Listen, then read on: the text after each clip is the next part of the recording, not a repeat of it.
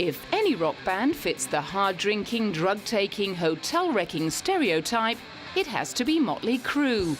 In the early 80s, they unashamedly courted notoriety with a series of blatant publicity stunts, such as staging bomb threats, carrying porn onto airplanes, and throwing a television set out of the Sheraton Hotel in Edmonton. A fatal car crash involving singer Vince Neil and Nikki Sixx's near-fatal overdose all contributed to the legends building up around them. But it wasn't until they sobered up in 1989 that they had their one and only #1 album, Dr. Feelgood. Throughout the wilderness years of the 90s, bad boy drummer Tommy Lee kept himself in the headlines with his on and off again relationship with Baywatch babe Pamela Anderson. But in 2004, the Crue were ready to jump on the rock reunion gravy train for a new compilation album called Red, White and Crue. 2 years later, they were going legit with a star on the Hollywood Walk of Fame.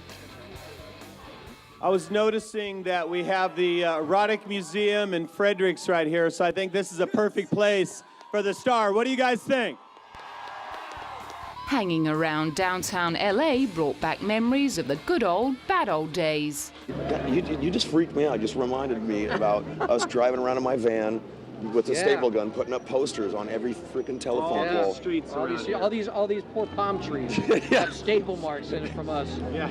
Wow. Flashback. Yeah. Good stuff. Having survived all that hard living and racking up sales of more than 80 million albums worldwide, they were entitled to get a bit sentimental. But far from putting their feet up and reminiscing, the Crue have been looking to the future with the staging of their annual touring festival, Crüefest, for serious rockers of all ages.